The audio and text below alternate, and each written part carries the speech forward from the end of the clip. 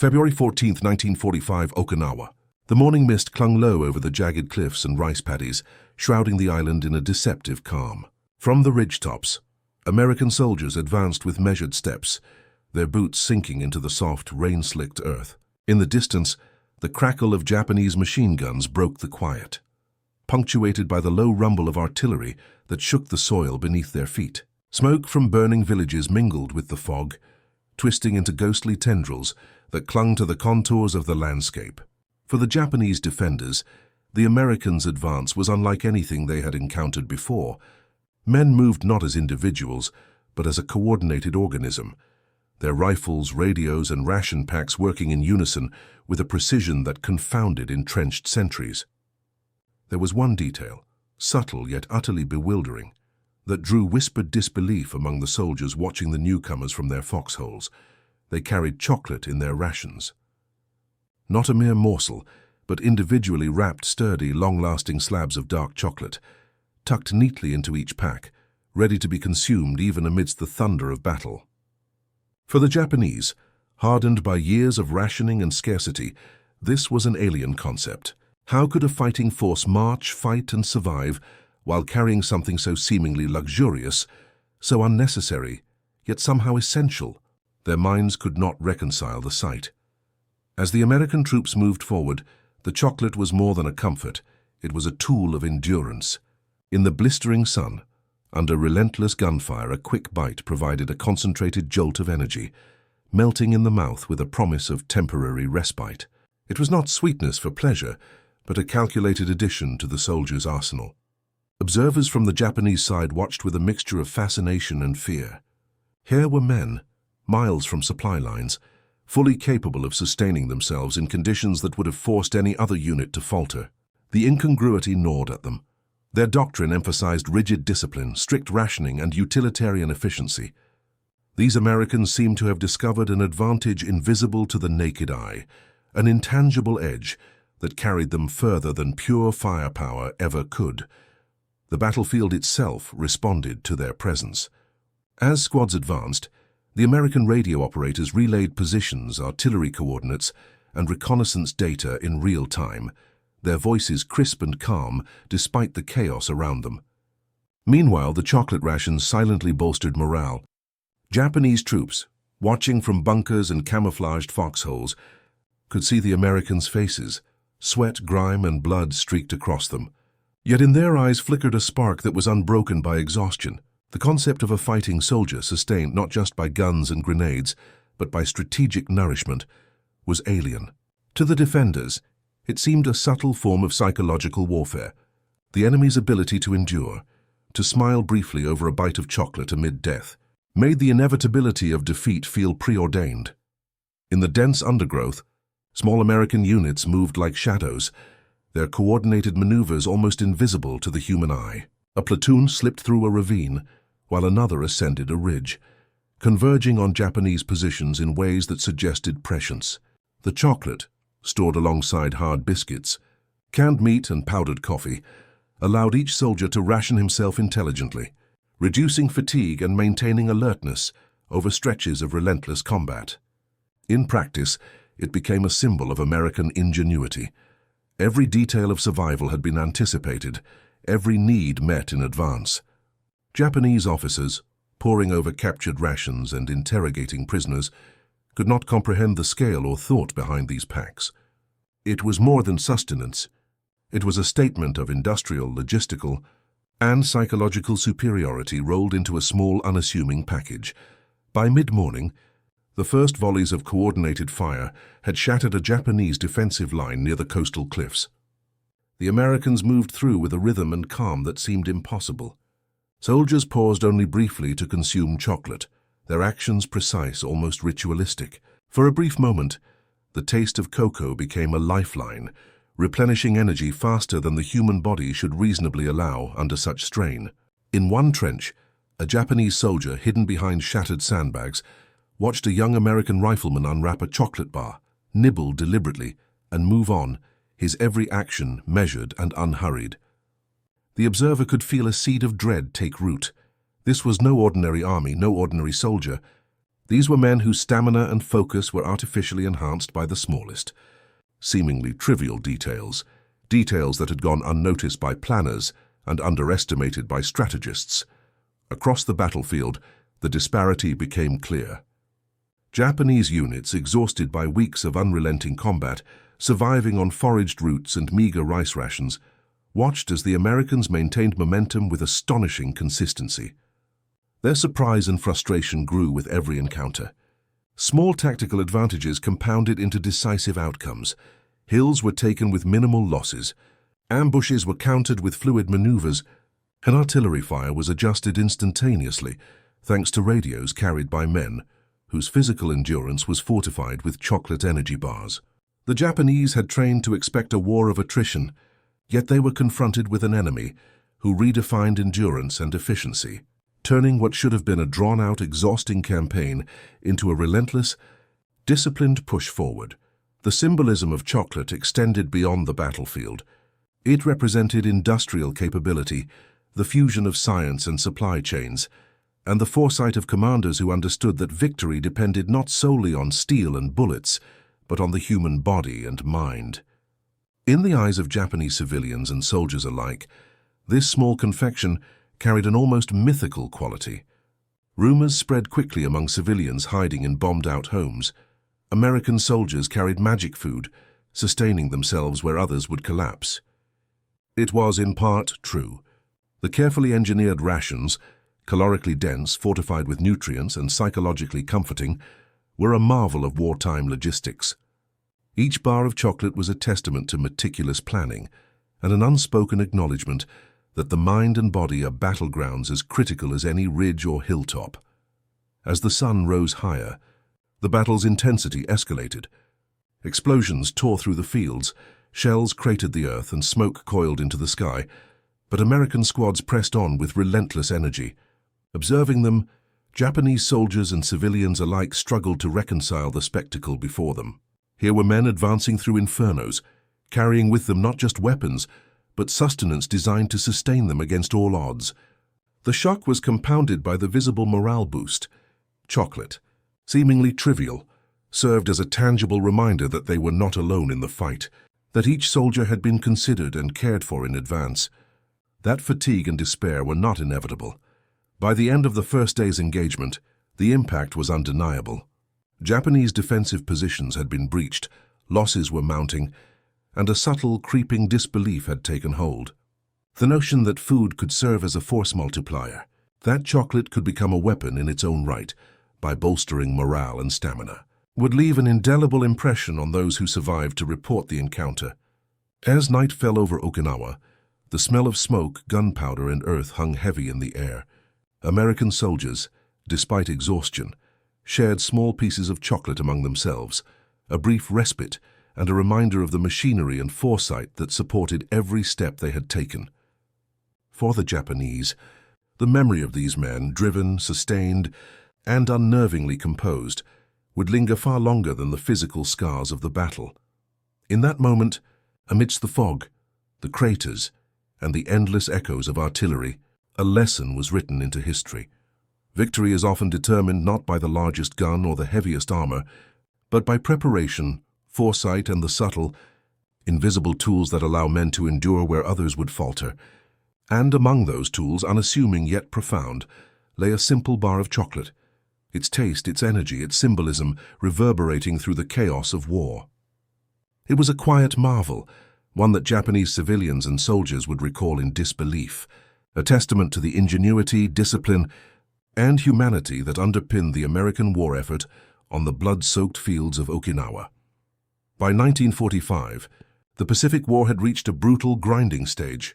The Japanese Empire, once a seemingly unstoppable force stretching from the icy reaches of Siberia to the tropical islands of the South Pacific, was now in defensive retreat.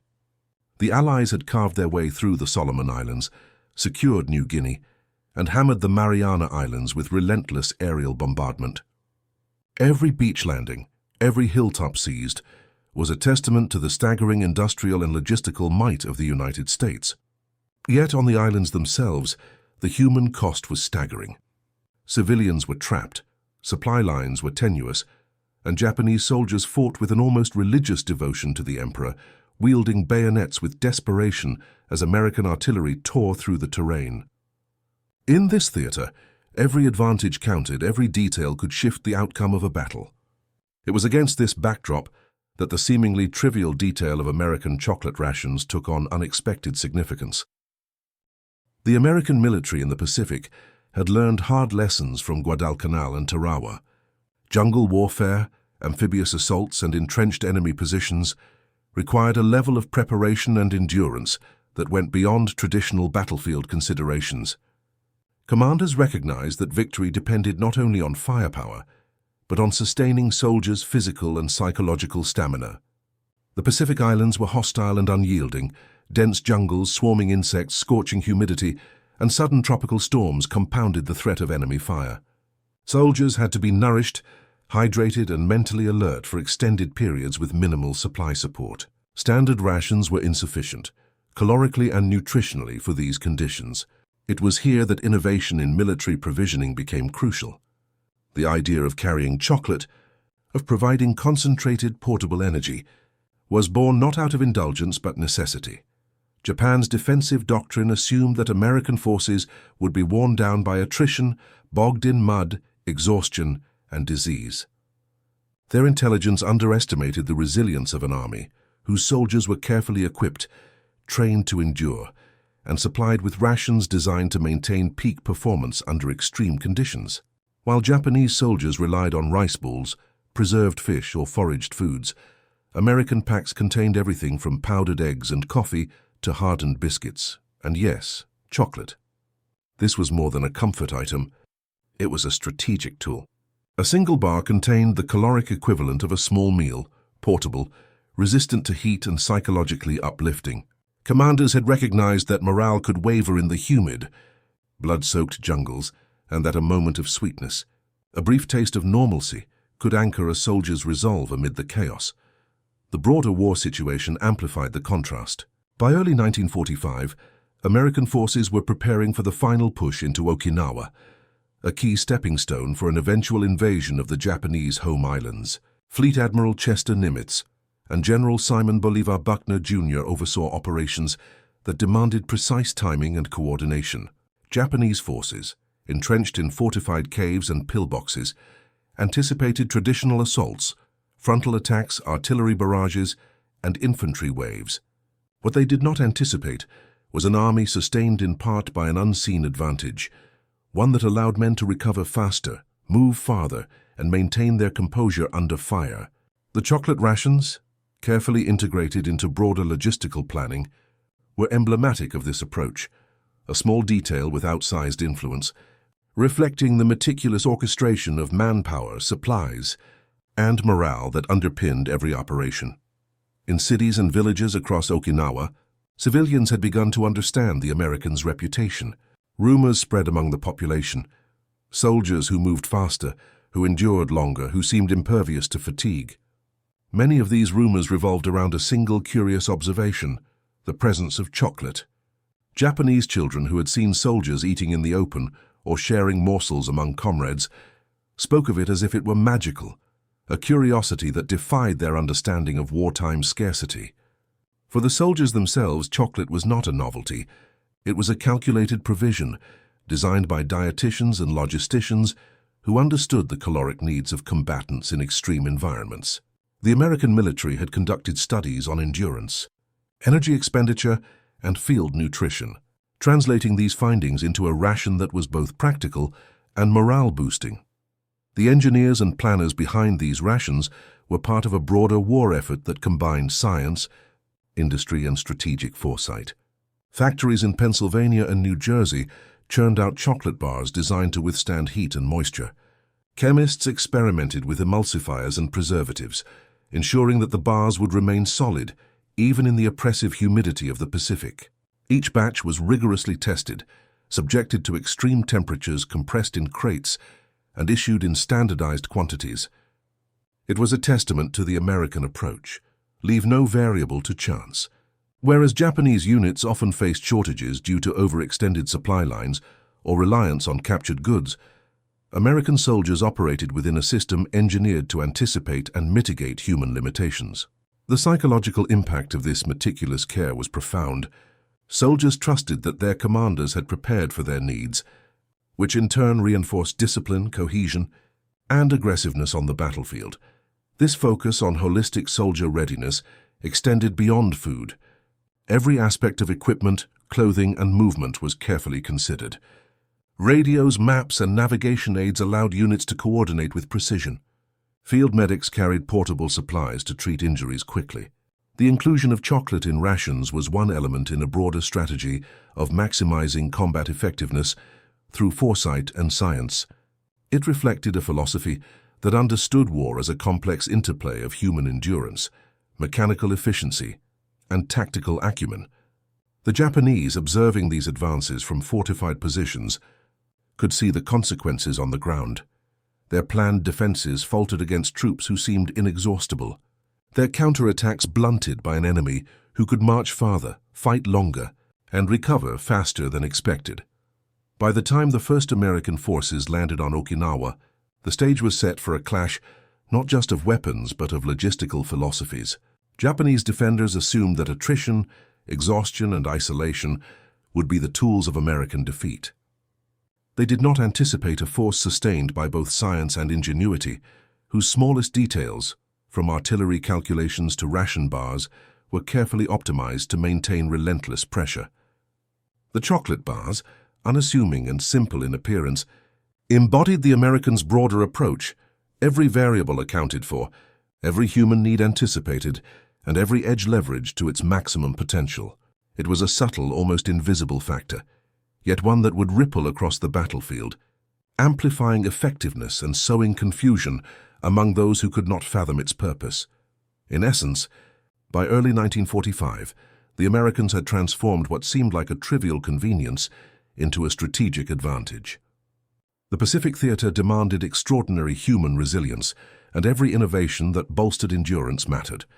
Chocolate was not merely a treat, it was a lifeline, a morale anchor, and a symbol of an industrial military complex that anticipated human limitations and exploited them to devastating effect. For Japanese soldiers and civilians, the sight of American troops consuming this foreign, enduring food amidst the carnage of war was as confounding as it was unnerving. It was a lesson in the quiet power of preparation, that the small, often invisible advantages, meticulously cultivated, could shape the course of battles, influence perceptions, and ultimately tip the scales in a war fought across thousands of miles of ocean and islands. The secret, almost mystical advantage of the American forces became unmistakable as the battle lines of Okinawa crystallized. What the Japanese could not see at first, what they struggled to comprehend, was that the chocolate bars were just the tip of a broader system of human endurance meticulously engineered by American planners. Soldiers were equipped not merely to survive, but to sustain peak operational effectiveness under conditions that would have crippled most other armies. It was a hidden factor that merged nutrition, psychology, and logistics into a force multiplier, invisible to the enemy yet palpably felt on the battlefield. The Japanese, accustomed to conventional calculations of firepower and armor, had no precedent for the subtle, almost intangible elements that determined American effectiveness. In the dense jungles and coastal cliffs, American units moved with a fluidity that belied their physical exertion. Small squads advanced with coordinated precision, their communications uninterrupted by the chaos of artillery and machine gun fire. Radios hummed, crackled, and relayed commands instantaneously. While soldiers consumed ration bars that provided more than just energy, they delivered a psychological edge. Every bite of chocolate restored both morale and strength, an effect that multiplied across the unit. For the Japanese observers, the Americans seemed tireless, their cohesion and responsiveness defying conventional expectations. The secret lay in preparation.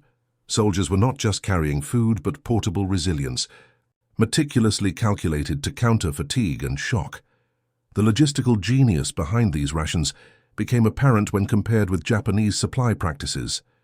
While Japanese troops often relied on irregular supply drops or foraging in the ruins of villages, American forces were supported by industrial-scale production and distribution networks. Each ration pack contained a carefully balanced caloric profile, integrating protein, carbohydrates, and fats in compact, durable forms. Chocolate was central to this formula, dense in calories and psychologically uplifting. To a soldier exhausted from hours of scrambling through mud, dodging bullets and firing under pressure, it represented a momentary escape, a tangible source of energy that allowed him to continue operating at optimal capacity. The Japanese, witnessing soldiers pause briefly to consume these bars, could only marvel and despair. It was as though the Americans had discovered an invisible reservoir of stamina, a method to fight continuously where attrition would have ended any other advance. The disparity in doctrine amplified the impact. Japanese strategy emphasized sacrifice, courage, and the inexorable grind of attrition, assuming that the enemy would succumb to exhaustion or supply failures. In contrast, American commanders designed every aspect of soldier life to extend endurance and maintain combat readiness. This extended beyond chocolate to a complete system. Portable water purification, lightweight but durable gear, and coordinated movements enabled units to sustain pressure without the debilitating slowdown that marked Japanese lines. Soldiers who ate their rations methodically, including the chocolate, were physically replenished and mentally fortified. They moved and fired with a rhythm that Japanese defenders could neither predict nor counter effectively. At the front lines, the effect of this hidden advantage became evident in the reports of Japanese commanders. Patrols returned to trenches to find that the Americans had already advanced beyond positions thought to be secure. Machine gun nests were neutralized before Japanese soldiers could bring coordinated fire to bear. Even small skirmishes revealed the pattern. American troops operated with astonishing endurance, morale intact, and movements synchronized as if preordained. The chocolate, a seemingly trivial element, had amplified human potential, allowing each man to operate at a higher threshold than his Japanese counterpart. The enemy's confusion and disbelief were compounded by the invisibility of the advantage. Unlike tanks, guns, or planes, one could not simply target or destroy morale-enhancing rations. They were hidden, distributed, and portable, an invisible weapon. Soldiers themselves spoke of the quiet confidence these rations inspired. It was not just the physical benefit. The presence of chocolate symbolized care and foresight. To consume it was to be reminded that one's needs had been anticipated, that commanders had accounted for every contingency, that each individual mattered within the machinery of war. In a battlefield where exhaustion often dictated failure, such psychological reinforcement proved decisive. Japanese soldiers, by contrast, faced both the relentless advance of an enemy and the gnawing realization that their own systems lacked this foresight. Each American bite was a reminder of a hidden layer of strategic superiority, one that extended beyond firepower into human resilience. The engineering behind the chocolate itself was part of the broader advantage. Unlike conventional sweets, these bars were designed for field conditions. Chemists optimized for heat tolerance, hardness, and caloric density, ensuring that soldiers could carry them for weeks without spoilage. Each bar contained more than 500 calories, enough to supplement a soldier's daily intake and maintain energy levels under intense exertion. These provisions were not luxuries, they were calculated tools of warfare, a literal infusion of energy that complemented weapons, radios, and tactics. It was a fact that Japanese intelligence failed to fully appreciate at the time. Here was a unit, sustained not by chance, but by deliberate, scientifically informed planning. The combination of mobility, coordination, and sustenance manifested in operational outcomes that confounded Japanese expectations. Positions thought secure fell to units moving faster than the defenders could react. Assaults were executed with rhythm and endurance that appeared superhuman. Even small skirmishes revealed the pattern. Soldiers who paused briefly to consume chocolate regained enough stamina to continue advancing and firing without faltering. It was a subtle, almost invisible multiplier of combat effectiveness, one that Japanese troops could not quantify, target, or counter. Observers could only describe the Americans as tireless, coordinated, and impossibly resilient, an assessment that fed both fear and admiration. Beyond the battlefield, the hidden advantage reshaped the perception of the American army in occupied villages and among civilian observers. Soldiers who shared morsels of chocolate with local children or offered them to wounded comrades projected an image of competence, care, and invincibility. To the Japanese civilians, these simple bars became symbolic of a foreign power that was both technologically superior and humanely calculated. The psychological ripple effect was profound. The combination of visible endurance, efficient coordination, and the symbolic power of chocolate contributed to the aura of inevitability surrounding the American advance.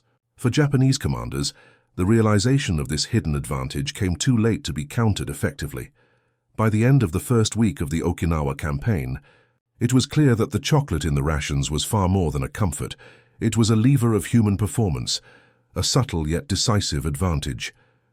The Americans' ability to sustain energy, maintain morale, and operate at peak capacity under extreme conditions challenged traditional calculations of strength, firepower, and defensive strategy. For the Japanese, this invisible factor compounded the shock of conventional setbacks, undermining morale and eroding resistance in ways that artillery or tanks alone could not achieve. It was a lesson in the quiet, profound power of preparation, that victory often lies in the unseen details, in the invisible systems that amplify human capacity and resilience, and in the meticulous orchestration of the smallest elements into a force multiplier, capable of changing the tide of battle. The technical sophistication behind American rations, particularly the chocolate bars, reflected the ingenuity and industrial might that underpinned the entire war effort. These were not ordinary sweets. They were meticulously engineered for maximum durability, caloric density, and field usability. The development of military chocolate began years before the Pacific campaigns, guided by a combination of scientific rigor and logistical foresight. Engineers, chemists, and nutritionists collaborated to produce a confection that could survive extremes of heat and humidity without melting, remain palatable after weeks of storage, and deliver the precise caloric punch required to sustain a soldier under the stresses of combat. The process was painstaking. Emulsifiers were tested and refined, cocoa fats were stabilized, and packaging was designed to resist moisture and crushing forces.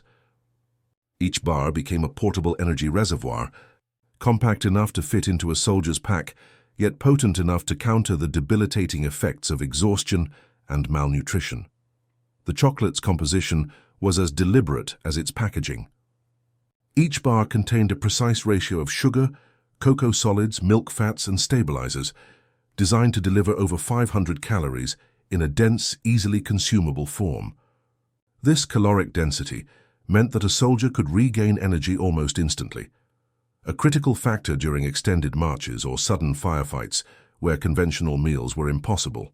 The bars were fortified with vitamins and minerals, ensuring that soldiers maintained not only physical stamina but also cognitive function, vital in an environment where split-second decisions determined survival.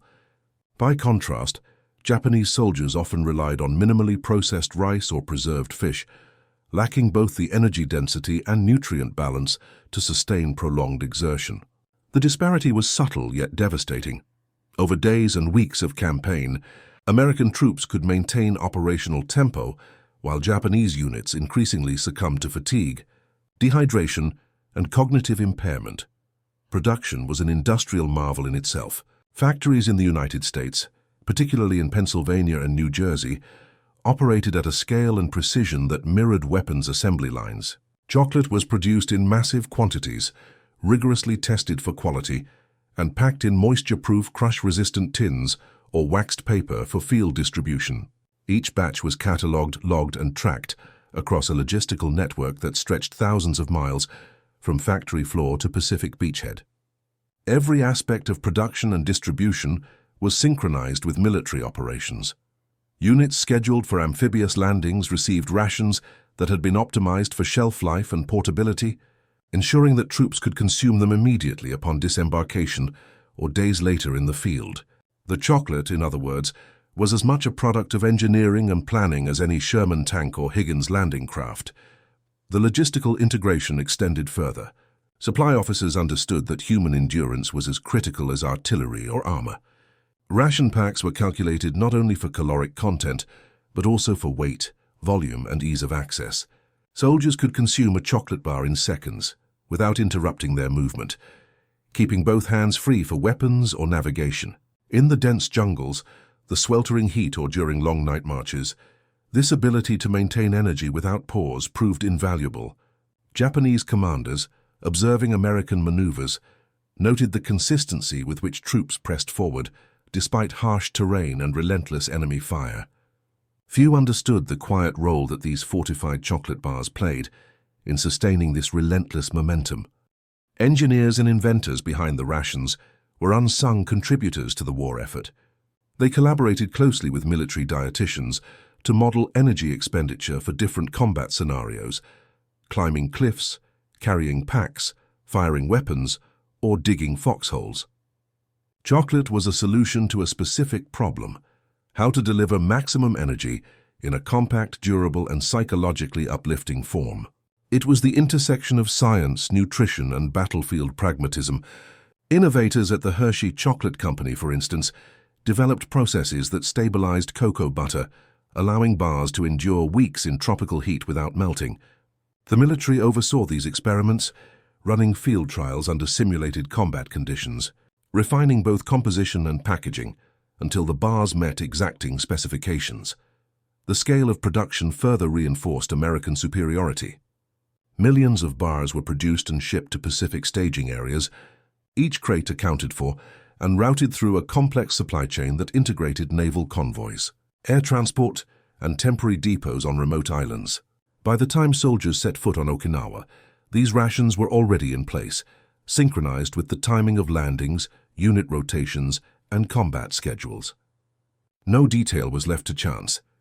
This industrial and logistical orchestration amplified the psychological and physical impact of each chocolate bar. Soldiers could rely on a consistent, familiar source of energy, reinforcing confidence, reducing uncertainty, and maintaining focus in high-stress combat situations. The psychological dimension was as significant as the physical.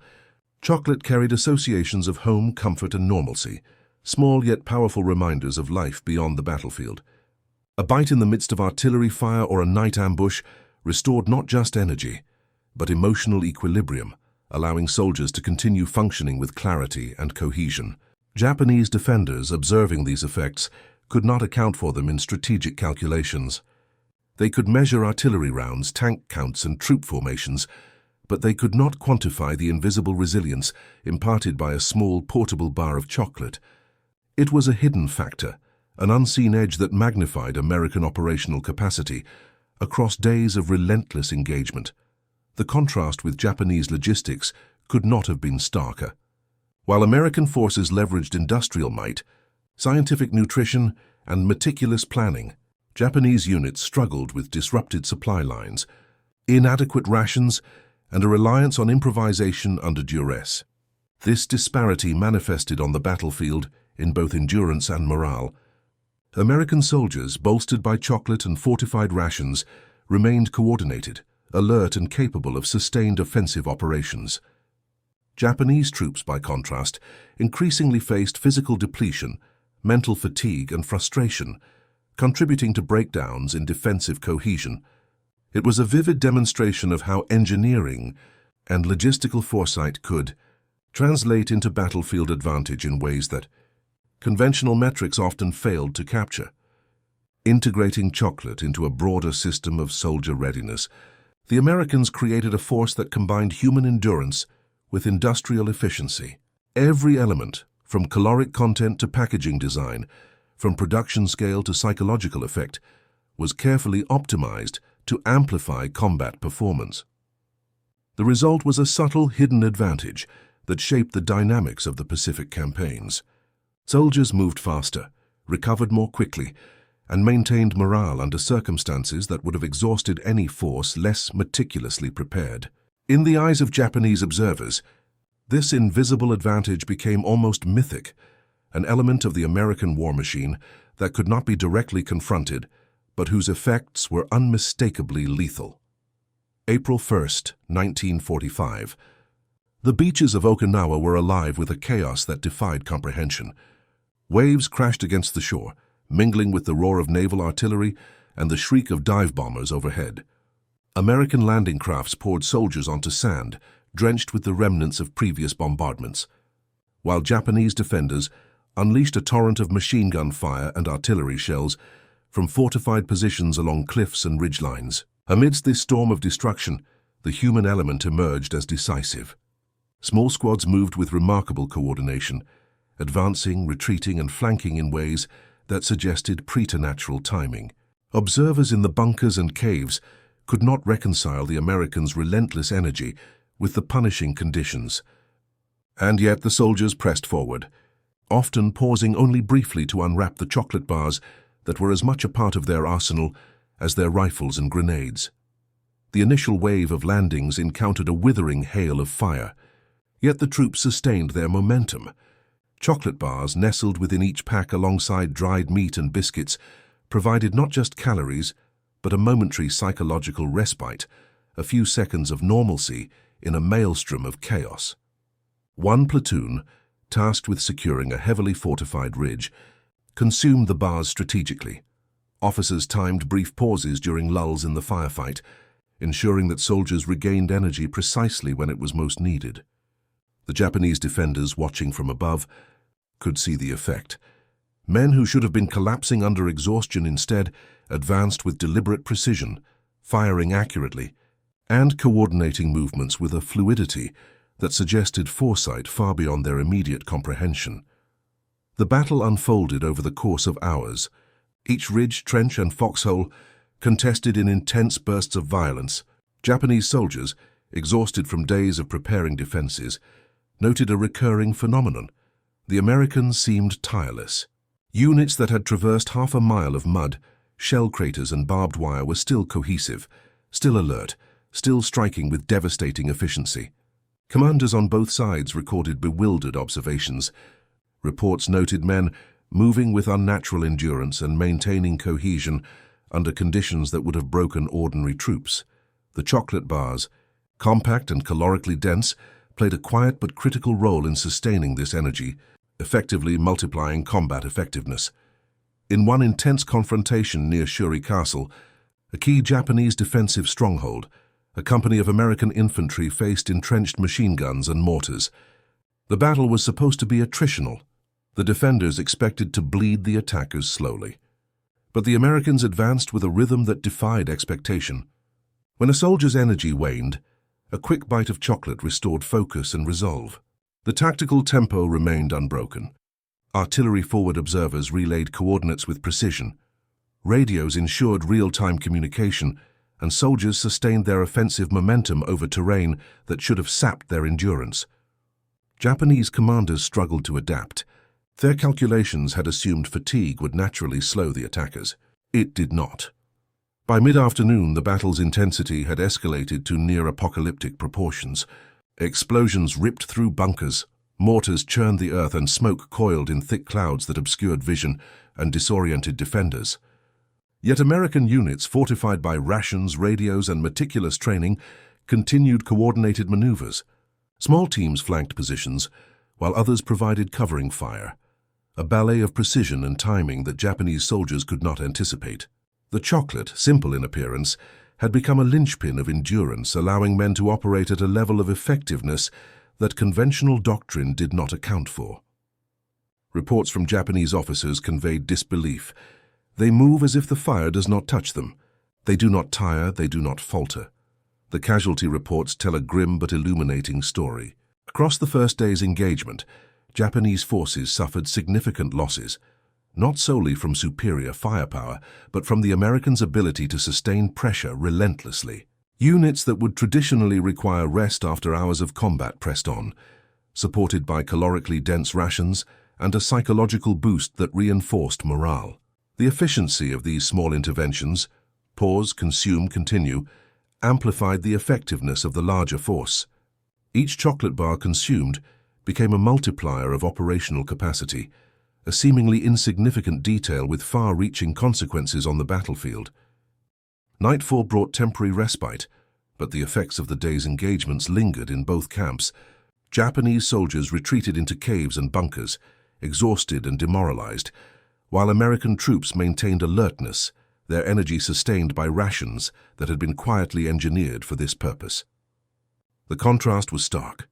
Men whose physical and psychological reserves were artificially fortified continued to patrol, secure positions, and prepare for the next day's assaults, while the defenders struggled simply to maintain basic vigilance. In after-action reports, Japanese officers would later reflect on the surreal endurance of their opponents, often attributing it to discipline, training, or sheer luck, unaware that a carefully engineered combination of nutrition, psychology, and logistics had made the difference. Throughout the battle, the chocolate bars served as a tangible symbol of the broader American advantage. Beyond nutrition, they represented preparation, foresight, and an understanding of human limitations. Each bite reinforced stamina, morale, and cognitive sharpness, enabling soldiers to maintain the initiative in conditions where exhaustion and chaos might otherwise have prevailed. In practical terms, this advantage translated into tactical successes: fortified positions captured with minimal losses, flanking maneuvers executed with precision, and defensive lines breached in ways that defied Japanese expectations. The invisible hand of logistics had quietly reshaped the battlefield, converting a small, simple commodity into a force multiplier of decisive effect. By the end of the first major engagement at Okinawa, the impact of these hidden advantages was unmistakable. Japanese defensive plans had failed to account for soldiers capable of sustained, coordinated movement under extreme duress. Casualty ratios reflected not only firepower disparities, but the human advantage conferred by meticulous preparation and innovative provisioning. Chocolate, once dismissed as a trivial indulgence, had proven its worth in the crucible of combat. Observers would later note that these small details, rations, radios, coordinated logistics, often determined the difference between stalemate and victory. On the blood-soaked beaches and ridges of Okinawa, the quiet power of preparation and foresight had reshaped the course of battle, leaving an indelible mark on the minds of both American troops and Japanese defenders alike. The psychological and strategic impact of the Americans' hidden advantage rippled far beyond individual skirmishes. By mid-April 1945, as the Okinawa campaign intensified, the cumulative effect of sustained energy, high morale, and coordinated operations became increasingly evident. Japanese units, already stretched thin by weeks of combat, began to experience the subtle yet devastating toll of facing an enemy who refused to fatigue. Where exhaustion might have slowed attacks, the Americans advanced with unbroken momentum, their physical endurance bolstered by fortified rations, and in particular, the chocolate bars that had become a symbol of their resilience. For Japanese soldiers, the realization that the enemy could continue fighting, seemingly impervious to fatigue, undermined morale in ways that artillery or sheer numbers alone could not achieve. Reports from Japanese field officers noted an alarming pattern. Patrols were returning to find positions lost, not to overwhelming firepower, but to unrelenting pressure, precision maneuvering, and the uncanny ability of Americans to recover quickly from exertion. Units expected to regroup after hours of combat were instead pressed into repeated engagements, their defenders increasingly aware that the Americans had an invisible reservoir of strength. The chocolate, compact and portable, became emblematic of this broader system. It was a tangible manifestation of preparation, one that reinforced the psychological impression of invincibility. Soldiers who could pause briefly, consume a bar, and continue operating at full capacity created an aura of relentless competence that eroded enemy confidence. This psychological edge influenced tactical decision-making at every level. Japanese commanders found themselves second-guessing defensive positions, hesitating to commit reserves, and questioning the sustainability of their own plans. Where before they could rely on exhaustion to blunt American offensives, they now faced troops whose morale and endurance remained intact despite hours of exposure to fire, mud, and chaos. The effect was cumulative. Each failed defensive maneuver reinforced the perception that the Americans were inexhaustible, and each success by the attackers deepened the psychological strain. Soldiers, already burdened by fatigue and scarcity, experienced a growing sense of isolation and inevitability. American forces, on the other hand, experienced a remarkable amplification of operational cohesion. The deliberate integration of nutrition, logistics, and psychological reinforcement ensured that units remained synchronized even under the most extreme conditions. Commanders could issue complex orders, confident that soldiers had both the stamina and the focus to execute them. Radios relayed commands instantly, artillery was adjusted with precision, and infantry advanced with unbroken rhythm. The chocolate bars, simple though they were, functioned as a force multiplier. By preserving energy and bolstering morale, they allowed soldiers to maintain initiative and dictate the tempo of engagements. This advantage, though invisible, shaped the dynamics of the battlefield profoundly. Small actions illustrated the effect vividly. During night operations, American patrols moved silently across mined terrain and through shell-cratered fields, maintaining alertness and precision while Japanese units struggled to recover from the day's exertions. Soldiers who had consumed their rations were able to navigate, observe, and strike with a level of efficiency that seemed preternatural to their opponents. Japanese field reports describe Americans moving like shadows, appearing in multiple locations in rapid succession, striking, then disappearing, only to reappear elsewhere. The combination of endurance, coordination, and energy sustainment created an operational tempo that Japanese doctrine could not anticipate or counter effectively. The emotional toll on Japanese forces was equally significant. Men who had trained rigorously and prepared extensively for defensive warfare now faced an enemy who seemed unstoppable not only because of superior firepower but because of human resilience maintained through meticulous planning. The constant, relentless pressure, compounded by the observation that Americans could sustain themselves with apparent ease, eroded confidence and induced fatalism. Morale collapsed incrementally. Units that had previously held firm now faltered under psychological strain, even in situations where tactical advantage remained on their side.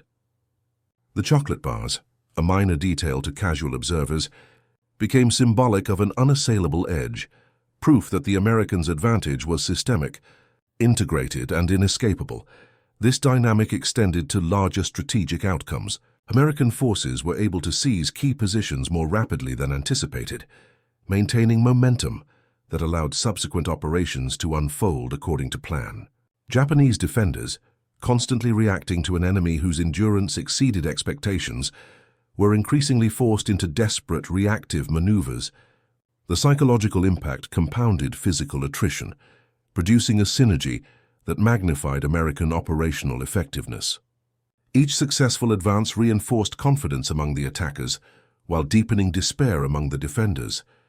In effect, a small portable bar of chocolate had become a linchpin in a broader system of superiority, affecting morale, cohesion, and tactical outcomes simultaneously. By the conclusion of the first week of sustained combat on Okinawa, the Americans' hidden advantage was unmistakable. The Japanese forces, despite courage, experience, and determination, found themselves continually outpaced, outmaneuvered, and outlasted. Soldiers were physically and emotionally drained, while American units retained the stamina, focus, and morale necessary to dictate the tempo of operations. The chocolate bars, meticulously engineered and thoughtfully integrated into broader rations, served as a potent psychological and practical tool, sustaining both body and mind. This combination of endurance, preparation, and strategic foresight reshaped the battlefield, illustrating that the true advantage in war is not solely in firepower or numbers, but in the ability to sustain human performance under extreme conditions, maintaining cohesion, initiative, and morale in the face of relentless adversity. As the battle for Okinawa drew to its grueling conclusion, the significance of the Americans' hidden advantage became undeniable. The chocolate bars that had seemed trivial to casual observers had played a profound role in sustaining soldiers' endurance, morale, and operational effectiveness. They were part of a broader system, in which logistics, nutrition, and psychological preparation coalesced into a force multiplier that Japanese forces could neither anticipate nor counter. Field reports and post-war analyses alike recognized that these subtle innovations, which combined science, foresight, and industrial capacity, had contributed directly to the pace, cohesion, and success of American operations. Soldiers who consumed these rations could fight longer, move faster, and recover more rapidly from the chaos of combat, tipping engagements that might otherwise have been evenly contested. The lessons extended beyond Okinawa. Military planners in the post-war era studied the campaign as a case study in holistic combat readiness, recognizing that victory often depended as much on sustaining human performance as on superior firepower. The integration of fortified rations, portable communications, and methodical planning foreshadowed principles later central to Cold War doctrines and modern network-centric warfare. In Korea, Vietnam, and eventually the Gulf War, commanders emphasized logistical precision, soldier endurance, and morale maintenance, often citing historical precedents from the Pacific campaigns. The seemingly minor detail of chocolate bars thus became emblematic of a broader truth. Attention to human needs in combat can yield strategic results disproportionate to their apparent simplicity. Japanese observers, who had once marveled at the Americans' tireless advances, later acknowledged the psychological and operational consequences of these innovations. Soldiers facing relentless pressure, maintained by both material sustenance and morale, found themselves reacting to a force that could absorb shocks, maintain cohesion, and exploit opportunities without faltering. Reports and diaries described a near-mystical endurance. Units that should have been exhausted remained operational, capable of executing complex maneuvers with precision. Post-war reflections identified the invisible advantage, the combination of nutrition, logistics, and preparation, as a critical factor in the rapid collapse of entrenched positions and the steady erosion of Japanese defensive capability. The legacy of this innovation is also human. Soldiers who consumed these rations, even amidst carnage, felt cared for and sustained, a psychological reinforcement that translated directly into battlefield performance. Every bar of chocolate was more than calories. It was a symbol that someone had anticipated the worst, prepared for it, and ensured that men could endure. It created a subtle but profound connection between planners and soldiers, a recognition that every detail mattered. This human dimension amplified the effectiveness of industrial and tactical advantages, proving that preparation and foresight could magnify raw combat power far beyond simple numbers. Moreover, the example of chocolate rations underscores the interplay between innovation and perception in warfare. What the Japanese could not see, the careful engineering, the meticulous planning, the integration of nutrition into operational strategy, manifested in observable effects: tireless soldiers, coordinated assaults, and rapid advances. The psychological impact of encountering an enemy that could seemingly endure indefinitely compounded the physical challenges of combat. It was an invisible weapon, as lethal in its effect as artillery or armor, and it highlighted a fundamental truth. The perception of invincibility, grounded in carefully engineered reality, can shape the outcome of engagements as decisively as any overt action. In broader historical terms, the lesson extends beyond any single battle or theater. The integration of human sustenance, morale, and logistics into combat strategy prefigured the modern understanding of operational art, that the effectiveness of an army is measured not solely by weapons or numbers, but by its ability to sustain human performance, adapt to challenges, and exploit advantages that may be invisible to the enemy. The Pacific campaigns demonstrated that foresight, preparation, and attention to seemingly minor details, like the simple act of providing a chocolate bar, could reshape the battlefield and accelerate the collapse of even the most determined defenders. Ultimately, the story of chocolate in American rations during World War II is a testament to the power of preparation and innovation. It illustrates that in modern warfare, the smallest, often overlooked details can yield outsized effects. Field Marshal Keitel's post-war reflections that technology alone could not win the war find resonance here. Connection, endurance, and human resilience, carefully nurtured, scientifically informed, and tactically integrated, proved decisive. In the jungles and beaches of Okinawa, the simple chocolate bar became a symbol of that principle, a quiet but potent force shaping outcomes in ways both visible and unseen. The lesson endures. In war, attention to human needs, anticipation of limitations, and the clever integration of small advantages can outweigh sheer firepower, and speed, cohesion, and resilience will always triumph over armor alone.